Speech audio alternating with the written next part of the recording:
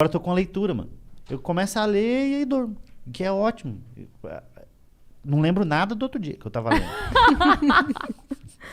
Mas é ótimo. Mas aí, você mandou beijo pra sua mãe, por que você não mandou beijo pro seu pai?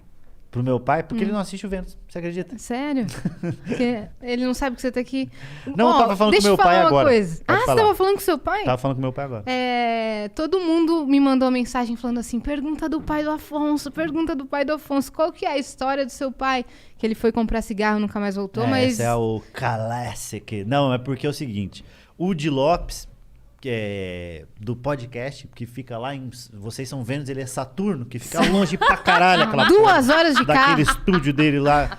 Uma raiva. E eu vou falar aqui, que também ninguém assiste o podcast dele. O Di, ele começou a emplacar durante a fila de piadas que meu pai tinha ido embora e eu não cheguei a conhecer meu pai. E eu conheci meu pai. Realmente, meu pai foi embora. Ele traiu minha mãe com a padeira. E eu vou dizer, minha mãe sonhou um pouquinho antes. Com um sonho de padaria. Não, juro. Você tá ela falando sério? Ela conta essa história como se fosse verdade. Você tá falando, como é o nome da sua mãe? Maria Cecília Mendes, a Cissa. Maria Cecília, eu quero conversar com a senhora pra entender o que é isso. esse... Ou seja, o chifre, ele sempre vem antes no sonho. Se você namora? Eu?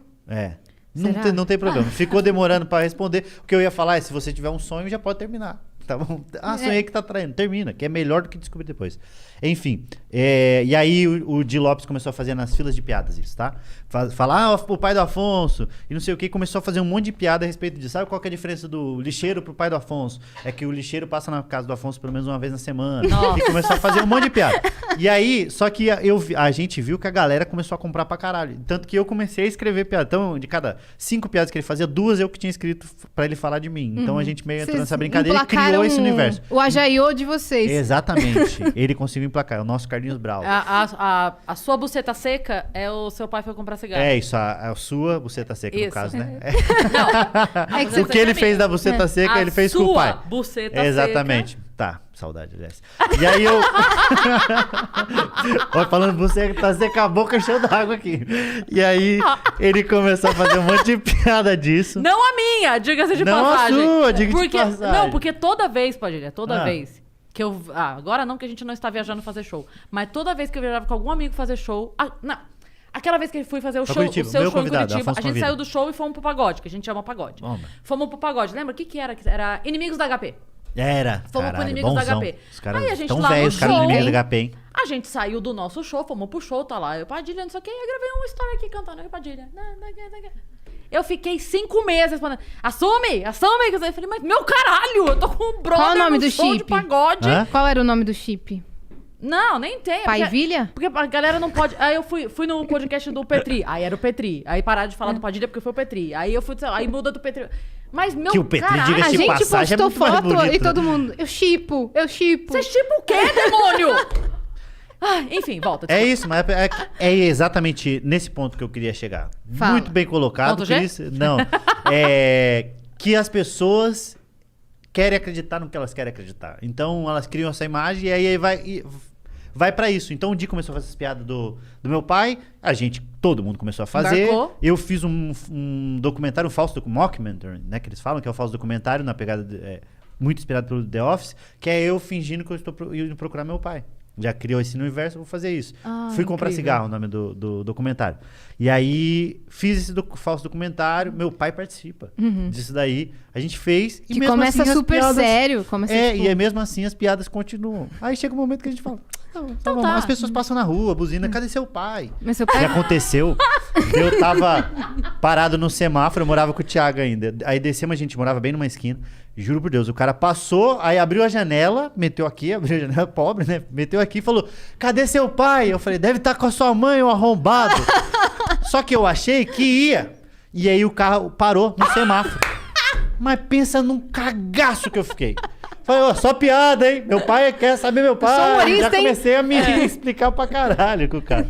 Só que as pessoas têm muito isso daí, Olha, delas acreditar nisso. Tive uma ideia aqui, Padilha. Você pode fazer um podcast baseado no How I Met Your Mother, que todo episódio... como você encontra... Aí todo convidado que você receber no podcast é você tentando achar seu pai. Você entrevista o convidado e tal, mas você nunca conheceu um fulano de tal? Não. Aí você acaba a entrevista e fala, mas não achei meu pai. Eu fiz aí... isso. No documentário é isso. É isso? Eu consegui uma abertura até no SBT local. Então eu fiz até tem uma cena que é eu num programa de meio-dia procurando, tamo aqui com ele, não sei o quê. E aí eu procurando meu pai, aparece um cara, que é o Fernando Borg.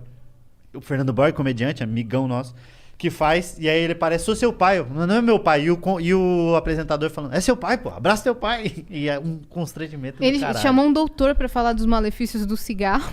Chamei um doutor pra falar exatamente. Não, foi, Você acha que eu não assisti, foi meu legal. parça? Ficou maneiro, né? Ficou muito maneiro. E mesmo assim as pessoas continuam acreditando nisso. Só que o que acontece? A história real foi, meu pai começou a trabalhar numa padaria, pegou a padeira. E sua mãe sonhou. Hã? E sua mãe sonhou. E minha mãe ficou com o pão de ontem, né?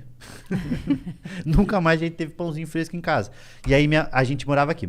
Minha mãe teve meu irmão mais velho e a gente veio pra São Paulo pra abrir um bagulho de jogo do bicho, diga-se de passagem. Você, seu tio, Jorginho? Meu tio Magrão, falou pro meu pai e pra minha mãe que ele ia Aí ela sonhou com o viado, mas era só o chifre. Sonhou com o boi, né? Sonhou com o boizinho, jogou no bicho, perdeu no bicho e o marido, né? Aí vieram pra cá, meu pai traiu minha mãe ficou braba, com razão, né? Diga-se de passagem. Ela pegou a gente, eu e meu irmão mais velho, fomos pra Curitiba. E aí eu via meu pai muito pouco, então isso eu tinha 7 anos. Eu via meu pai a cada Natal, era Papai Noel. Aparecia, dava alguma coisa e ia embora. Mas não ajudava com pensão, nada. Então é o clássico... Vou comprar cigarro. É isso, clássico, vou comprar cigarro, mas aí vez ou outra eu via meu pai. Aí aí ele mudou pra Curitiba, eu comecei a ver ele com um pouco mais de frequência. 2 vezes por ano? 2 a 3, tá? Teve uma vez que minha mãe, daí só que eu era muito apegado à minha mãe, meu irmão mais velho era mais puxa-saco do meu pai. Até porque ele passou mais tempo com ele, então faz sentido ele ser mais puxa-saco. Meu pai morava numa casa, a 50 não, uns 30 minutos de carro, lá de casa. Aí minha mãe foi lá um dia e deixou eu e meu irmão mais velho pra ficar com meu pai. Só que eu era muito apegado à minha mãe. Aí eu falei, não vou ficar aqui, não vou ficar aqui, não vou ficar aqui. Eu fui a pé, lá da casa do meu pai, até pra casa da minha mãe, só pra não ficar na casa do meu pai. E aí a gente foi, depois de mais velho, que eu comecei a ter mais contato com ele. Foi voltando pra sua vida. Ele foi, nem isso, mas a gente começou a ter um pouco mais de contato mesmo. E foi muito natural, aconteceu. Aí ele pagou minha carteira de motorista, a única coisa que ele pagou na minha vida foi a carteira de motorista. E a gente foi tendo essa proximidade e eu fui entendendo que uma coisa era uma coisa, o relacionamento é uma coisa, o filho é outro, quem perdeu foi ele. Sabe essas coisas que você vai entendendo com a maturidade, que tem gente que precisa de um pouco mais, tem gente que sofre, tem bloqueio, etc. E aí eu tenho um relacionamento muito bom com meu pai, muito mesmo, por conta da minha mãe também ter um relacionamento bom com meu pai e nunca falar mal dele, né? Nunca. Minha mãe nunca falou mal do meu pai, impressionante. Isso é